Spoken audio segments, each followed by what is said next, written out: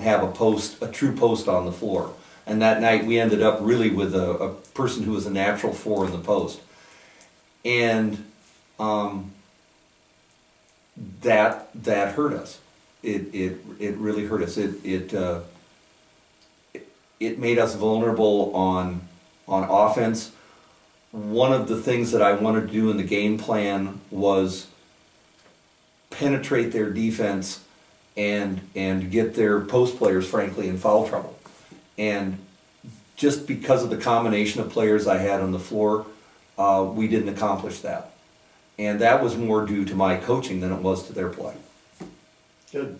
I think that's good to take ownership that, it's easy to blame the player, but maybe, looking at what you could have done different, I think that's important. Mm-hmm. As you plan, we talk a lot about Cascade, but as you plan future practices, what might be some next steps or some goals where, where you could feel you could improve your practices, things you think you'd like to keep doing, and things maybe just for any generic opponent you'd like to maybe do a little bit different or a little bit better that you could do, the rest of this season or beyond? I think we're at the stage now where, because of individual evaluations of players, we need to somehow find a way where we can have several players doing some things of a generic basis, like one-man, two-ball shooting, and then Coach Winnekamp, who's the freshman coach, and I, because our players practice together, we can take these selected players off on the side and work with them on individual shortcomings that they have. That's kind of difficult to do, but I think at the JV level, that's essential. Again, it goes back to what's my job in the Monticello program. My job is not to win basketball games. My job is to prepare players for the varsity level. We've got some talented freshmen that probably won't be with the junior varsity next year. And we've also got sophomores who, frankly, next year will be juniors. Their time in the junior varsity world is limited. Those players, those particular freshmen, and certainly all the sophomores, they become a priority, because the remainder of this season, the spring and the summer, is the last opportunity we have to prepare them for varsity basketball. And when my season ends in February, that's really the last opportunity that I formally have with them, unless the varsity is asking me to come up and assist them. So now's the time for us to be looking at weaknesses and not so much reinforcing strengths, but trying to correct shortcomings, especially with those skills that the varsity coaching staff needs corrected before they become varsity players. Because the more depth we can bring to the varsity, the better the varsity is going to be. I like that, that you're focusing not only on the wins and losses, in any high school level, but especially at a lower level like that, but on the skill development. I think that's important, and I think it's refreshing, and it's nice that you care not only about wins, but that you care that you're developing kids for the next level. I think that's good. We talked a little bit about, I mentioned just briefly there, next year. Maybe talk a little bit about how your practices, you mentioned there's a strong freshman group that has a high skill level. Say next year your JV team isn't quite as skilled. What maybe, obviously we talked a lot about individual development, but how do you see things changing next year maybe in your practices if you have a group that's not nearly as skilled as this current group? What might you try to tweak or do more of or less of, or just looking ahead a little bit, what might you do a little bit different next year, knowing that you might not have quite as talented basketball-wise of a group? Well, every year that you do this, you learn more, and despite the wrinkles and the gray hair, I really haven't been coaching at the high school level that long. And one of the things that I'm very rapidly learning is that I need to do not a better job, but a more thorough job of evaluating incoming players during the spring and summer. For example, right now our 8th grade group, which will be next year's freshmen, are in the middle of their season. I am yet to attend a game. I am yet to attend a practice. That's not a good thing.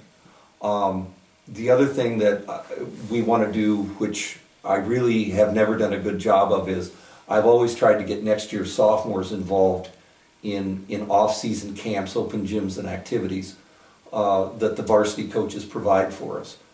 I've never focused as much as I should on the incoming freshmen, even though they're another coach's primary responsibility, because again, the sophomores and freshmen practice together. Both coaches have a vested interest, and we really need to evaluate these players to know when the season starts. Well, not just when the season starts, but especially at camps during the summer, whatever. You know, one of the things I've seen the varsity coaches do is they'll look at a player that they think has promise, and I'll hear the varsity coach talk about the need for this particular player to maybe go to a shooting camp or a big man's camp or some, you know, besides our team camps, individual skills camps. There's no reason why that process shouldn't be starting at a lower level. And I think as far as preparation for next year, I need to be more active in the off season. That would be it. And again, the more we can accomplish in terms of correcting those shortcomings during the summer. One of the things that goes on in Monticello Open Gym is the kids do a lot of up and down, they do a lot of playing, but the way coach has things organized is that he'll have one group of kids playing on one half of the gym floor, and on the other half there's a group that's not playing, and they're stations and they're working on individual drills. Well, within those general drills, there's no reason why we can't be going to a specific player, knowing their shortcoming, and start working on those skills right then and there. Good. Those are all great thoughts, I think. I'm going to share with you a couple of things I noticed in the practice, some strengths and maybe some things I thought to work on. I thought the practice was very organized. You had a very detailed plan you gave me. The practice flowed, it moved well. I thought your interactions with the kids were very appropriate, not only as far as keeping the coach-player relationship appropriate, but the teaching was good. And I think a strength of yours is always you're very passionate about the game. You care about the kids. You go above and beyond for the program, for the school. You care about Monticello kids. Something to work on, and we visited a little bit about making sure all the kids at that level get reps. You know, maybe your 15th guy, and I know you're preparing for a big game that night, but make sure that 15th guy gets his share of reps that's fair. And you mentioned earlier not working on man-to-man, and then Cascade, if they would go into a little bit of man-to-man, you're kind of in trouble. So just make sure you're always prepared for any scenario. But I thought the practice was great. I thought it was organized. Very, very well done. So, and you've expressed more than I noticed things to work on. So you're obviously evaluating yourself and the kids. So that's very much a strength. Thank you. You touched on this a lot, but just in general, do you feel that your practices, and I think your answer can be fairly brief because you've already talked about it, but do you feel your practices meet the needs of, or the goals of the overall Monticello basketball program and the district's goals athletically, and just, you know, how we want our kids to be? Yes, but you know, the coaches are never satisfied. There's always one more thing to work on. But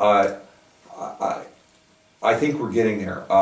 Again, this is my third year as the junior varsity coach, and I think sometimes through just simple iteration and maybe some trial and error, I think each year that we do this, and I'm not talking about just myself, but I'm talking about the whole program.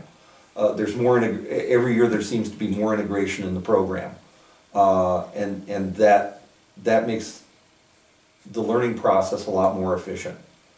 And so I think overall we are meeting the goals, but I still think there's plenty of opportunity for us to be better. As the coaches know, I'm passionate about not just winning the conference. I would like to see the Monticello Panthers at the Wells Fargo Arena in the state tournament, and I think we're on a track that we can get there. And I think we've got players that are dedicated enough that they can get themselves there. So, yeah, we've met our goals, but there's more we'd like to do. Sure. You mentioned a few minutes ago that you're young as a coach. You know, your experience, you're in your third year as JV, you've coached some youth stuff. What are you doing professional development-wise to expand your knowledge of the game, to learn new drills, just to learn more about basketball? Believe it or not, YouTube can be a decent resource. I have a tendency to look at those. I'm also a member of the National Federation of Coaches, and they have a lot of generic courses that deal generally with sports like athletic training and whatever, but recently they've started to add fundamentals of coaching basketball and sports like that. I enjoy that. One of the things I haven't been able to do is the last 2 years is attend the IBCA, Iowa Basketball Coaches Association clinic that they hold every fall in October. That's usually a very good clinic. I haven't been to it the last year, but that's the goal for the fall of 2013 to get to that. Good. So I think those are all great resources for you. Well, I think to summarize what we talked about, Coach, I was at your practice. I told you the things I liked. I thought it was structured, it was organized, it was well run. I think you're doing the right things. I think your passion for the kids in the program is evident to everyone in town and associated with our school. You obviously know things to work on. I'll try to point some of those out, but I think you know them and you're accountable and you assess not only your players but yourself, and I think everyone appreciates that. So I'll probably try to get into another practice here in the next week or two, but I thank you for the one I was at and for having me, and I thank you for your time tonight. And thank you for your observations. It's always nice to have another set of eyes and take a look at us and see what we might be doing well and certainly what we could do better. Sure. Thank you. All right. Thank you, Coach. You bet.